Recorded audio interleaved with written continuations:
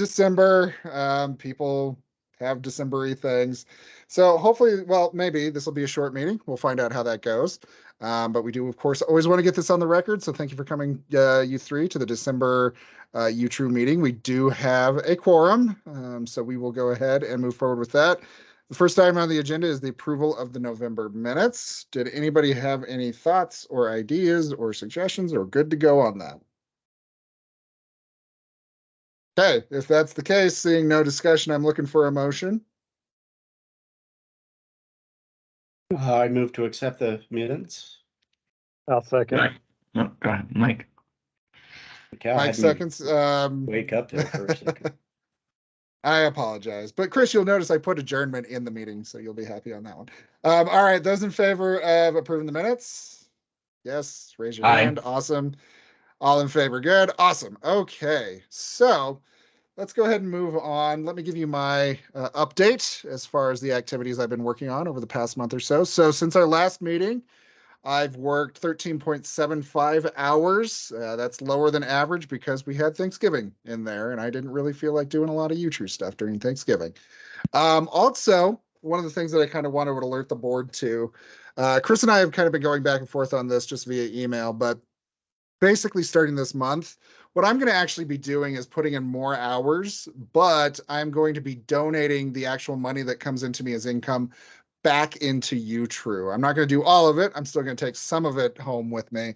But the idea is, yeah, UTRU is still going to have to pay like the taxes, the income taxes and the unemployment and all that stuff when it pays me the full lump sum. And then I'm going to give basically from my net back to UTRU. So it still has a fiscal impact on UTRU, but it's not as much as if I just submitted, 80 hours of work, please pay me. So kind of finding that balance between there, because I want to do more work, but at the same time, I do want to be conscious of our finances as well. And I'm actually more than happy to do that, is kind of make that contribution back. So I mostly just want to make the board aware that that's kind of what I'm going to be doing going forward until, we get millions of dollars in the bank and I don't need to worry about it. But until then, I just want to let everybody know, just for transparency's sake, that's what we're doing. As far as outreach is concerned, so I've had meetings with Sweet Streets, the West Side Coalition, and a couple of others regarding the I-15 expansion. I'll go into a little bit of detail after this. Also, I've met with Turner Bitton. He's with the Utah Center for Civic Improvement. So I'm looking to talk to him about finding grants and money for the advocacy program. They seem very interested. He also put me in touch with a couple of individuals at Heal Utah, which he also works at. Again, looking for more funding, but he specifically seemed very excited. He apparently Sweet Streets did this already, but basically Heal Utah bolstered Sweet Streets until they could stand on their own financially. Turner's also said he's specifically going to be looking for specific grant opportunities that we can apply for. So that is a helpful resource for us as well that I intend to take advantage of. So yeah, very constructive meeting, and looks like it'll lead to some more things there. Also had a meeting with Rod Dunn. He is the president of the Amalgamated Transit Union. So the union members of the bus drivers and transit riders, or train riders, bus operators and train operators and mechanics and those sorts of individuals within UTA. He seems very interested in a partnership. He doesn't quite know what it looks like from his point of view. I, of course, pressured him on, hey, give us money, which he didn't seem opposed to, but he wants to sit down with me sometime in the near future after the holidays, see if we can't kind of figure out something a little bit more as far as what a partnership would look like on that front. But he too seemed very interested in really kind of pulling things forward. Similarly, I've been circling back on some of the contacts I started to make earlier. It was the classic, well, we'll talk about this later. Well, I'm coming back to people. They said get in touch in November, December, and that's what I've been doing. So I'm hoping to shore that stuff up, again, going forward. As you know, we published the Women and Safety Survey on transit. It was plagued initially with a lot of spam responses. It was a dumpster fire. It was a dumpster fire. At first, I was very excited at how much was coming in until Chris pointed out that it was like, I don't think these are legit. And then sure enough, yeah, they weren't legit. I think it's because I said that a person will get a gift card, and my guess is like people just have Google pings for whenever they see free gift card, which is disappointing because I want to drive that membership. I want to get more people in. It is what it is. I have been pushing it again. We've had 10 responses at this point, which at least feels like it's not insanely spammy. And so I will continue to push that. My intention originally was to have it for 2 months. That's still my intention, but the time frame got pushed back just a little bit. So I think I will do it until after our February membership meeting, as that's when I'll close it, which is also on the agenda a little bit later. Let's see. But related to that, we did get some more safety issues on our website just to, make sure we don't get spammy as much. There's an upside to that. Also, that's what I forgot to send is I did receive an initial communication strategy. You may recall last month I told you about one of the members of UTRU Gray, Pearson, I believe was his last name, who volunteered to actually get us kind of a media strategy put together. He has since done that. I've looked it over. I think it has some really good ideas in there, and I meant to forward that to you guys, and that is what I forgot to provide, I do believe. So keep an eye out for that. I'll be sending that over, but I think there's some good suggestions in there. Moving on to fundraising. Chris, have you gotten anything from Smith's regarding yes, that? there was something that came in. It's in the it's actually in the email. It's in the UTRU donations email. Oh, I must have missed Okay. that. Yep, came in I'll on be sure to read Wednesday. that over. Wednesday, December 7th. Okay, so I just didn't see that then. So I'll be sure to take a look at that. Find out what's going on. Okay, cool. I'll check in on that. Also, just let you know, I submitted a grant application to Intermountain Healthcare. Basically, it's talking about our continuing advocacy program and how it relates to health. So we find out on that. Also, I started the process of submitting to Rocky Mountain Power for their they break it up into 4 sections, like 4 different quarters in a year. This quarter, it's focused on safety and health. So I'm going to take that angle on it. That's due on the 15th, but I have pretty much everything in place. I mostly just need to put a little polish on it and send that over. Also sent over I'm following up with AARP with the community grant program. I basically just had a technical question about them. They don't allow funding to lobby like lawmakers and policymakers. But my question was basically, well, we're teaching people how to lobby. Does that count or does that run afoul? So I'm waiting to hear back on that front. Going on to networking, Mike and I both had our quarterly meeting with the Wasatch Front Regional Council last week. In that meeting, I actually made some connections with an individual at the United Way who spoke during the meeting. And they seem interested in possibly partnering with us as well. It's very early stages on that one. It was mostly just an email back and forth, but they seem interested in our projects as well. I'm also following up with the Hinckley Institute of Politics, the University Neighborhood Partners in Heal, Utah, as I mentioned earlier, about possible funds and partnerships as well. And I'm hoping to get that done before Christmas. As far as upcoming activities, I'm going to be doing the Red Line podcast on Tuesday, just to kind of complain about UDOT programs, pitch our Women in Transit survey, pitch UTRU again, all that good stuff. I was on in April, I want to say, and so I'm just kind of following up with them to continue pushing forward on transit. They have a pretty decent membership on Twitter, as well as they seem to have a decent number of listenership within the state. So I will continue to go on there for free and not have to pay advertising fees for that. As far as numbers, Twitter still somehow survives, and therefore we will still deal with Twitter. We had 33 new Twitter followers over the past month. We're now sitting at 536. We have 6 new TikTok followers. We're now sitting at 8. So it's growing slowly but surely. On that note, if you guys ever take any videos, send them over and I can turn them into a dumb transit meme somehow thing. But just take videos randomly, send them over to me. I can turn them into something.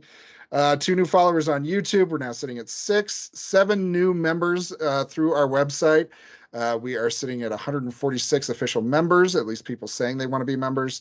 1 additional person said they want to be on our mailing list, but not necessarily a member. So that's 16. And then we still have 5 people who have paid dues in the past during this fiscal year. So that's my update. Are there any questions? I just have a question. How many of those Twitter users are racists? They don't seem to be that racist, to be perfectly honest. Oh, well, that's a good thing. they mostly seem to be actual human beings. I would be that's really good news, because that's where I would know. expect the new people to come from. So No, they seem to be real human beings that just continue to stumble upon us. Yeah. I'll need to come up with some sort of fantasy maps to get more people in. Those fantasy maps, man, they pull people in. I'll need to come up with something real quick on that one. Okay. So let's move on. I was going to have Bree introduce herself, but she's not here. So let's talk a little bit about the next agenda item, which was board member recruitment. We had a discussion on this during the last meeting. One of the things that I'm kind of looking for is whenever I run into an individual that really does want to express interest, I do put a personal pressure on them a little bit more to see if they're interested. Now, that being said, like the last person that did it turned out to be Gray. He instead decided that he wanted to do our media strategy kind of idea, which I think was a great use of his time. Talking to a couple people up in Logan, one individual up in Logan specifically who might be interested. We're still lacking in Park City and Southern Utah. And so, again, I'm mostly just throwing it out there. Continue to talk about UTRU, continue to hype us up, all that good stuff. And then if you find someone that seems particularly interested, feel free to send them my way. I'm happy to follow up with them, do what I need to do. Or anybody else. I mean, if someone expresses interest, then great. But yeah, I mostly just kind of wanted to throw that out there. See if, just as a reminder, please continue to advocate, ask. Before you guys hopped on, Chris and I were talking about possibly changing the requirement for what a full board actually looks like, which is a possibility. That is something we could do. And we could do it during a quarterly meeting, I suppose, if it's a meeting of the members. I'd have to check our bylaws to find out the legality of that, quote unquote, as far as being in line with our bylaws. But it's a possibility too, but I'd much prefer to have more people than to just cut down on what is our requirement. Well, yeah, I mean, that's the other issue. As long as we could keep functioning, and I think I brought this up last month about, because technically with less than 9 board members, we're technically not, we're operating on an emergency type status, right? And so, because again, if we had a full board, three people being here isn't a quorum. And again, this was part of the problem that we had prior, is that, and it felt like all I was doing was recruiting people to be board members.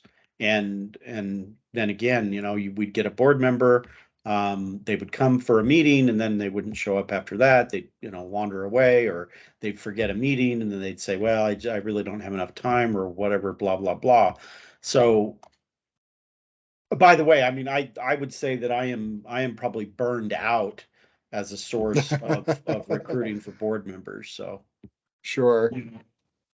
Yeah, I've been pushing it at work, and have some thoughts about some other people to approach in some of my networks. Most of that's based in the Wasatch Front area, though. Would love to see some people from Southern Utah, or from even from High Valley Transit Service area. So trying to think about who are good fits, and also people with, a piggy bank, so to speak. Would also be good. So I'm gonna speak to Harriet Hoff again about that, and about fundraising as well. She's an advisor of mine and is quite the donor locally, and so may have some connections there. But yeah, I agree. I think we need to get more people on the board as well, and more consistent people as well. And then also, it's once the board's filled, then we really got to think about, getting the funding for PERTUS and the funding for coordinators, etc. The more I read about successful transit campaigns, they have a budget, and so we gotta, be thinking about how we build that. So yeah, and it's interesting though. One of the bigger things, and this has been an issue for years, that we've just never been able to. But the most successful transit riders union in the country, and probably the first, is the Los Angeles Transit Writers Union, right? But their goal, they had a goal, and their goal was that they were tired of being relegated the broken buses and the lines that just didn't operate very frequently. So they sued the transit organization down there. So part of I think that needs to happen is we have to come up with a with a with a with a plan or a goal of what we want. And my inclination has always been that we want to push for a 24/7 365-day transit system, one that is comprehensive and goes everywhere, but is also very frequent. Because I mean, you look what happened with today's change day, right? And what happened on change day today? All of the routes most of the changes are, service reduction. Yeah. Yeah. And so I think one of the things that's going to help that is that we got to come up with a plan or an idea, a goal, that this is what we want to do and this is how we're going to do it. But I just don't know what that is yet. I mean, maybe that the map that we came up with a couple of years ago, you guys haven't seen it. I got it lying around here, and it's probably in the computer files. But basically, it kind of laid out where transit should go, which is everywhere. But I keep looking at the 15-minute service model that we have. You go to some of the larger transit areas, and some of the routes that we have that are 15-minute routes probably should be 12 or 7 or 8 minutes during the day. And then some of the routes that they've cannibalized probably need to go back to 15 minutes, or and some of the hour routes need to go back to half hour and a half hour more. So basically just more service. But I don't know how we get there with where I mean, they don't have enough drivers. So we have to be realistic. We have to say that, the expansion of the service area is great, but I don't know, maybe our first goal is better pay for the drivers so that we can get more drivers to expand the system. So anyway. So what I'm hearing, and I don't disagree, I think one of the things that we can start to push is something like a 24/7, 365, 15. And that could kind of be the number, right? 24/7, 365, 15-minute service. What does that look like? And then we can actually start breaking that down. It means hiring more drivers. It means expanding service to XYZ regions. Then how are we going to achieve that? Well, we'll work with our partners at UTA, for example. We'll work with our partners at ATU to put pressure in making sure that we have more drivers. And then we'll say, well, let's talk about routes and let's talk about advocacy for those routes. So I would be happy to start kind of putting together, if that's the route the board wants to go, which I don't think it's a bad idea, like actually starting to put together an action plan that we can really start to campaign with. And then we can slot in things like our coalition partnerships with I-15 expansion, because that means it's less money going to drivers and less money going for transit, right? And we can slot in our citizen advocacy training, and that's helping make sure that lawmakers know what we're doing. So if I can start building a framework, I guess is what I'm saying. Yeah, it has to be, but I think the thing that's missing is that, I mean, it's the same thing with a political campaign, right? What's the 15-minute elevator speech or the 2-minute elevator speech, right? Sure. So what we need is that catchphrase, transit 24/7, transit 24/7, 365. I don't know. It just, there has to be a hook. What I've fallen into, at least with the I-15 expansion, but I think it's more versatile than that, is what I've been saying is invest in transit, not tailpipes.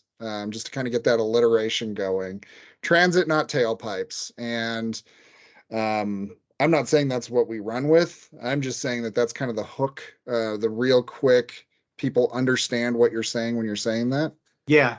Well, and Go ahead, Chris. I was going to say, one of the problems is that, well, people are going to say that, well, we're moving to a green solution by, with the tailpipes, right? We're moving to electric cars, but the problem are the cars, right? Yeah. The problem are the cars.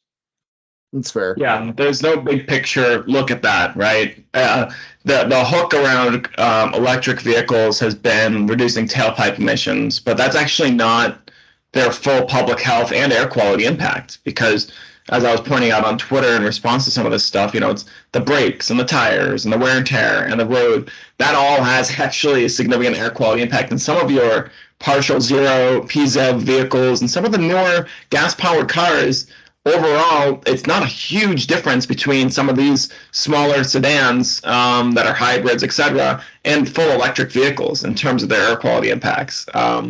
It's surprising, but it's kind of like, it's better, but not incredibly better. And you're left with car dependency and the traffic and the infrastructure that's all built around that. I think that to Chris's, to everybody's idea around kind of transit reimagining, when I speak to people about transit in Utah, and I talk to people about commuting and about going to places they need to go during the day, not just commute, right? It's all the functional stuff that you need to do, and being able to do it. I never blame people for not taking transit or get upset with them, because most often I'm dealing with people who have a 27-minute drive versus a 2-hour 3 transfer transit commute, right? Or are dealing with service that's every 30 minutes in their neighborhood to be able to get down to the local shopping district. And so, but when I bring up the idea of like a Toronto-like system, or the idea of a system that's actually frequent and that you can make quick connections, everybody gets it. Like, there's no like difficulty imagining it when it's laid out to them. And so, like, we've got these wide boulevards, we could have the dedicated bus lanes, and you could be shooting up and down this grid system pretty quickly. So I think what we need is that kind of study or kind of overall plan that lays out what this looks like in terms of its quality of life impacts, what it looks like in terms of economic impacts and opportunities, air quality, choices, right? And speaking kind of more of the language of Utah around that. And I think that something like that is grant fundable. And that there could be, we should look at the local foundations to get something like that created and imagined. And then it becomes a piece where Curtis isn't coming up needing to spend a few hours a month. This is something that's like like 500 to 1,000 hours worth of work, I think, to come up with a comprehensive plan that spells these things out and gives us more of the actual numbers to put behind these things that we can bring in a much more professional manner and a much more comprehensive manner to lawmakers, and also equip citizens to bring to lawmakers and say, look, this is doable. So I think what we should focus on for 2023 is finding, and I can definitely help with this, Curtis, and we identify the foundations locally that'd be interested in funding something like this. Perhaps people at the University of Utah could help out in terms of the planning side. We can make use of good graduate student labor around that, and that we could come in and say, all right, give us $100K, or give us 100,000, 50 to 100,000. I think would do this, and we can come up with a plan and a vision that we can bring to Utah for the Wasatch Front, or for Utah in general, depending on how we want to. How we want to do that. Yeah, transit imagined, exactly. Because it's not there. That's what you're talking about. That's our buzzword right there, transit imagined. I like that. Because basically everything you just said, John, although I was into it, is gonna, everybody's gonna go, oh yeah, we need bike lanes, we need this, but it has to be It has to be like, well, what does it mean to me? Well, if you're in Harriman, and you want to go to the shops that are in Harriman, calling the UTA on The demand VIA, yeah. isn't going to do it. There's got to be a more a more robust service there, so that people don't have to pack into their their Suburban. There has to be a good bus system down there, right? Mhm. And Yeah, and the that's only the way you're key. gonna the only way you're gonna do that is if you imagine what it looks like. And the way Exactly. I see everything is I see bike lanes everywhere, I see car lanes everywhere, and I see sidewalks everywhere. That's what I Yeah. see. And I think Sure. I think we need to quantify these things for people.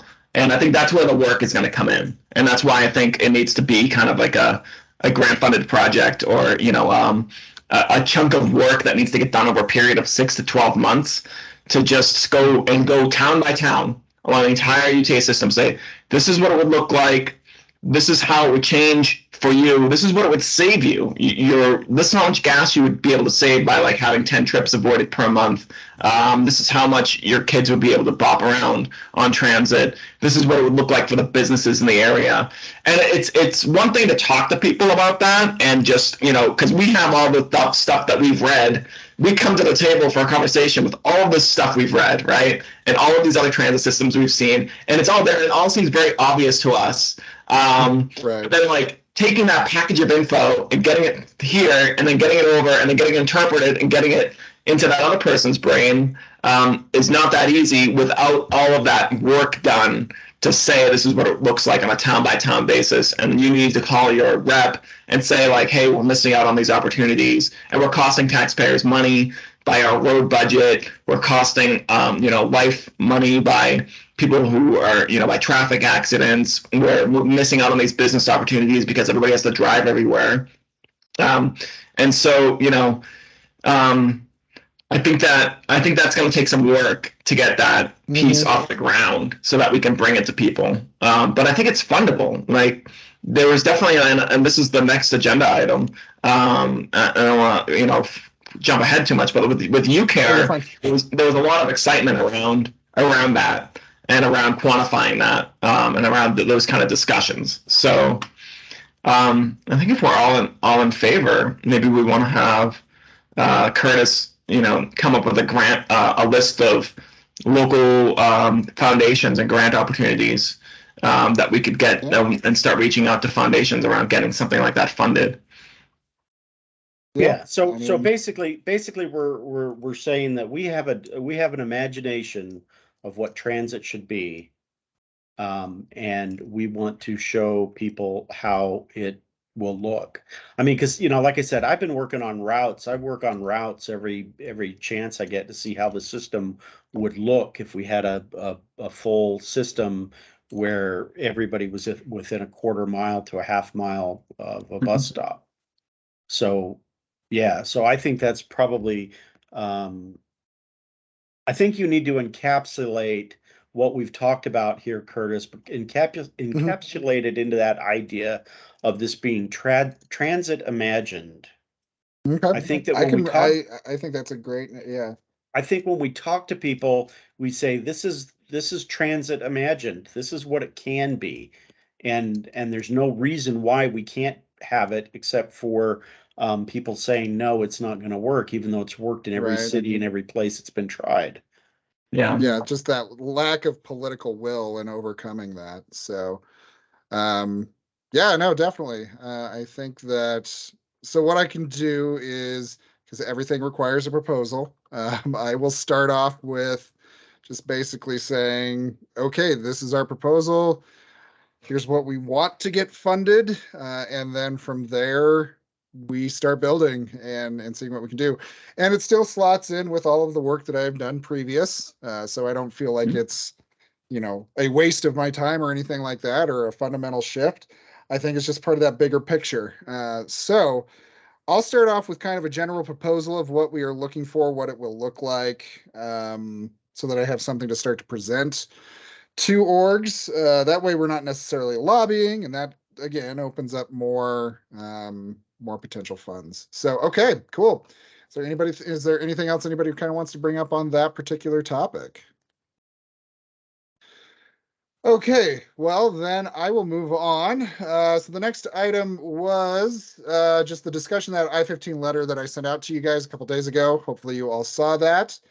I can pull it up on my screen, or if people thought it was generally we're good to go, we can do that as well. So does anybody have any thoughts on this letter? My idea is basically that I'm going to send this to every lawmaker, specifically along the Wasatch Front, or specifically along the corridor, I should say. But really, I'm just going to send it to anyone that's in the UTA catchment area, or just any transit system, really. Logan, really, I would focus on Logan and Park City as well. I don't see Southern Utah people necessarily jumping on that, but also anybody sitting on the transportation committees, I intend to send this out to as well. So that was my thought process in kind of putting this together. But does anybody have any thoughts, any changes that they want to make? Do they think it looks good, bad, indifferent? What are your guys' thoughts? I didn't look I at know it. it's, I think yeah, it's good. I know it's 2 pages, but I really wanted to make sure that we kind of hit our points. I didn't And this is look at it. also, oh, Chris, what are we going to I'm do sorry. with you? Sorry. It looks good. It's perfect. Great, fantastic. Well, tell you what, one of the things I put in, and a couple of you guys have already chimed in anyway. But what we can do is we can just kind of have an email back and forth. I basically said we the undersigned. So if there's anybody that just fundamentally disagrees with it, you don't have to sign off on it. But if you guys want to continue to take a look, I'll just keep bugging you guys until you say it looks good.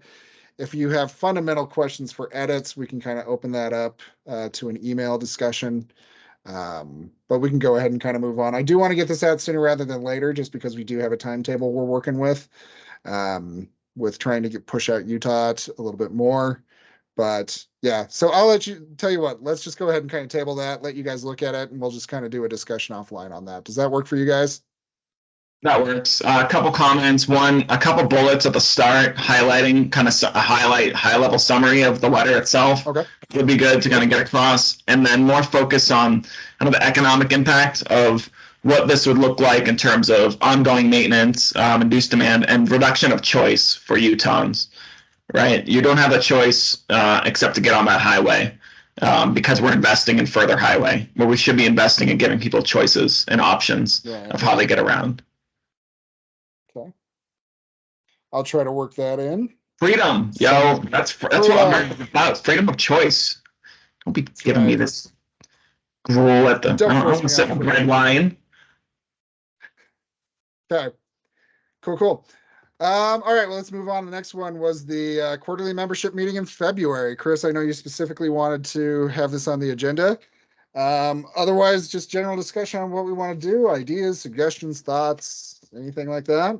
See if you can get Joel Briscoe to pop in for an hour, half hour. Sure. Since it's going to be Teams meeting again, I presume. I mean, we could do a physical one if we wanted, but I would get Joel Briscoe to come in and talk about the free fare and talk about that.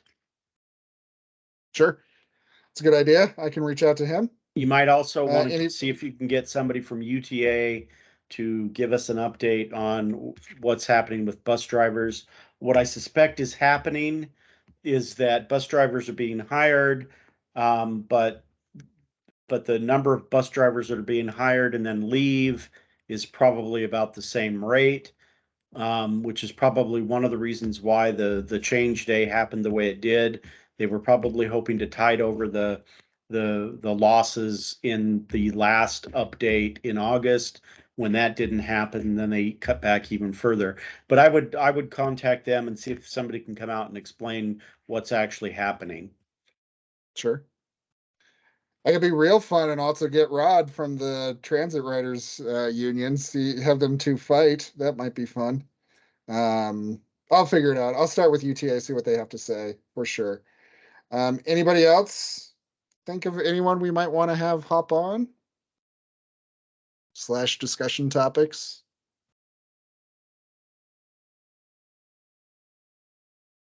Well, then chew on it. If you do think of anybody else, great. If not, I'll start at least making some contacts for February. We've got a little bit of time on that, so that's not too big of a problem.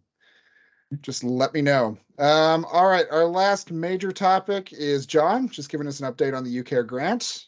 What's going on, John? Excuse me. Yeah, so exciting news. I put in this UCAIR grant back in September or end of August and was funded at the full amount for $28,000. The idea here is going to be to get van pools going at the University of Utah, as we currently don't have any van pools, and then to study that impact in terms of its health benefits, mobility, stress, and emissions impacts. And so that'll require some surveys before and after for people that are involved in the van pool. The big picture is that there's about 12,000 commuters that go to the University of Utah alone in a car. Parking is always in a crunch, and people will pay for parking. And so it's actually a negative aspect of employment at the University of Utah is that I hear a lot is this whole pay for parking thing compared to other employers in the area. And so to overcome that, I think there's a big possibility of seeing, on the order of 50 to 100 or more vans that could be spun up in the next couple of years. But it starts with about 5 that are funded through this. Now, UTRU's angle here is in educating the riders, and I'm still trying to think about in terms of what that looks like in terms of, statistically and scientifically speaking for the experiment itself.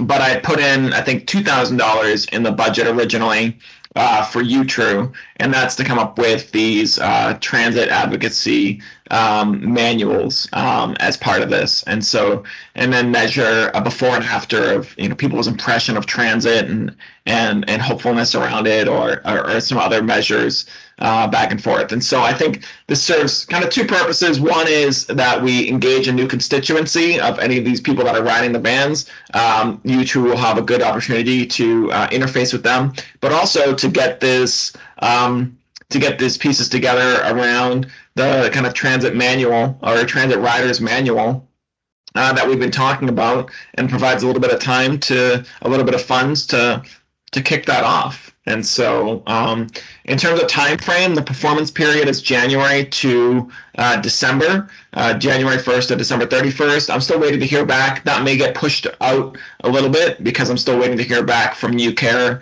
on next steps with the proposal, and it's getting close to the holidays.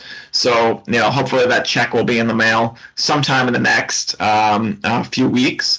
And then we have to onboard UTRU and I'll coordinate with Curtis around this as a vendor at the University of Utah so that UTRU can get paid out from that, because we didn't separately line item. When I spoke with UCAIR, it didn't make sense to separately. It was more complicated to do it as a separate kind of payout from the grant itself.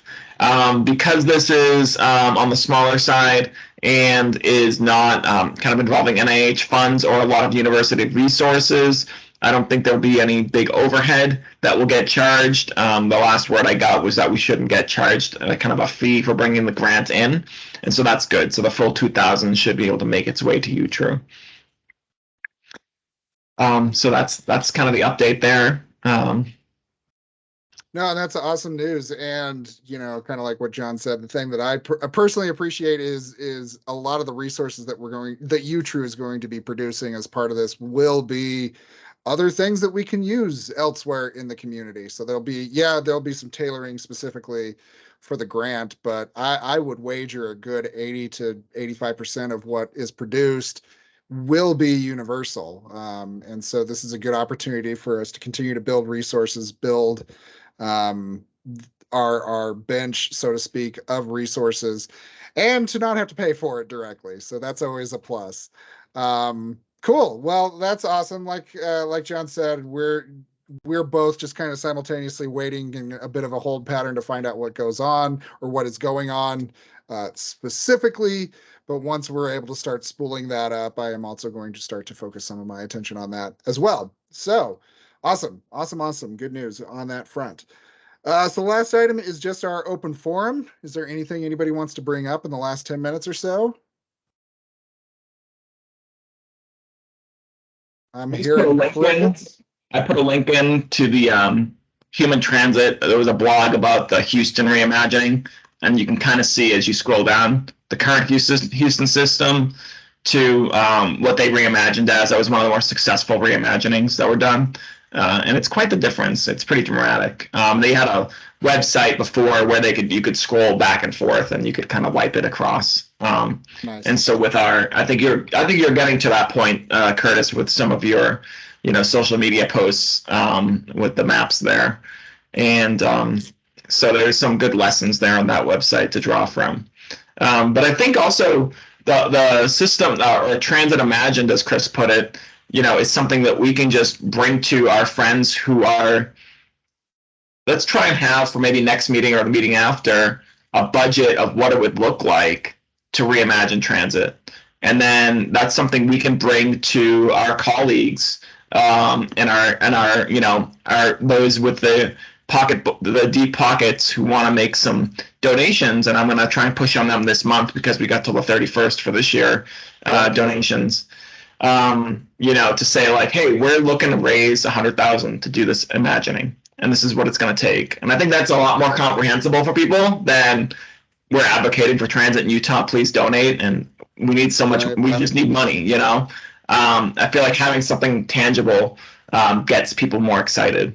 Yeah, people definitely like to have a thing to give to. That was honestly part of the reason for the advocacy program as well, is people like to have money going to something. And so, yeah, but we can certainly start talking and have those discussions. I don't know if I'll have it ready by next month or anything like that, but I can certainly start working on it based off of the guidance of the board, which I now have. So, anything else anybody wants to discuss in these last few minutes?